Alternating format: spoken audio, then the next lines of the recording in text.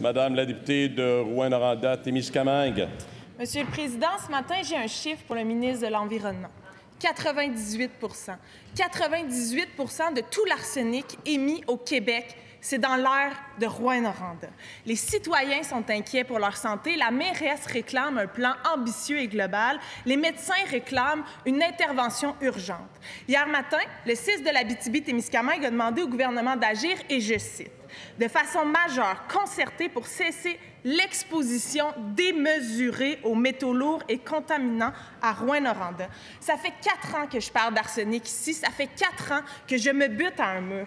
Mais là, ça va faire, Monsieur le Président. Il y a un consensus comme jamais à Rouyn-Noranda. Tout le monde est rallié autour d'une seule et même chose, c'est qu'on a le droit à la même qualité de l'air que le reste du Québec. Glencore, là, elle a perdu la bataille de l'opinion publique. Est-ce que le ministre va imposer la norme québécoise, oui ou non? Monsieur le ministre de l'Environnement. Merci beaucoup, M. le Président. Très content que la collègue pose sa question justement après que le Parti libéral ait parlé d'environnement. C'est une problématique dans la région qui est réelle, mais qui est surtout connue depuis des décennies. Il y a un gouvernement qui l'a prise au sérieux, et c'est celui de la Coalition Avenir Québec. Depuis ces 3 dernières années et demie, il y a plusieurs mesures qui ont été entreprises et on a réuni des partenaires qui ne se parlaient pas auparavant. Autant mes collègues, qu'il soit l'économie, qu'il soit au niveau régional, qu'il soit au niveau de la santé, qu'il soit au niveau des affaires municipales, travaillons ensemble pour s'assurer que la situation s'améliore. Et on a une belle fenêtre de temps qui s'offre à nous. La période d'attestation de conformité se termine dans les prochains mois. Donc, c'est l'occasion pour nous de travailler avec l'entreprise pour s'assurer qu'elle a un plan qui soit plus rigoureux et surtout s'assurer que ce plan-là soit respecté pour que l'on puisse diminuer de façon conséquente les émissions d'arsenic sur le territoire. Et jusqu'à maintenant, la collaboration avec l'entreprise, elle est bonne. La collaboration avec la municipalité est bonne. J'ai rencontré la mairesse encore il y a peu de temps. Je dois normalement me rendre dans la région aussi dans les prochaines semaines.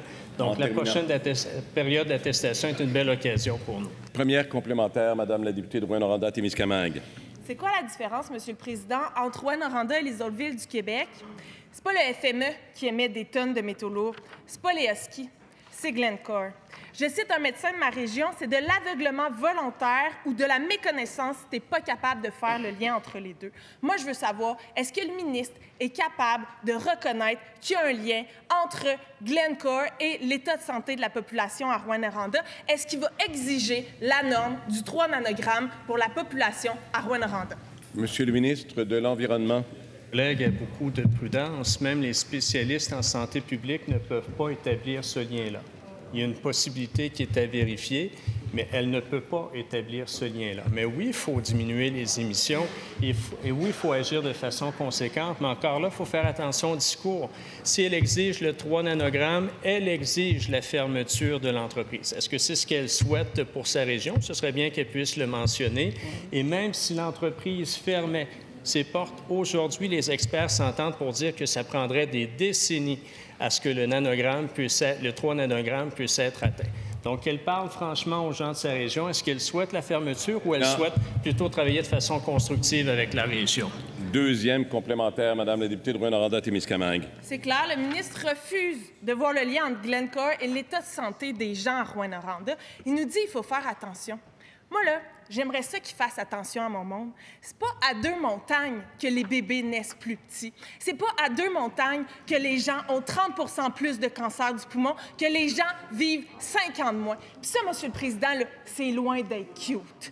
Est-ce que, chez nous, on a le droit à la même qualité de l'air que le reste du Québec? Oui ou non? Monsieur le ministre de l'Économie et de l'Innovation. Monsieur le Président, j'aimerais juste faire référence à une rencontre que j'ai eue en Europe il y a 2 semaines avec la direction de Glencore, M.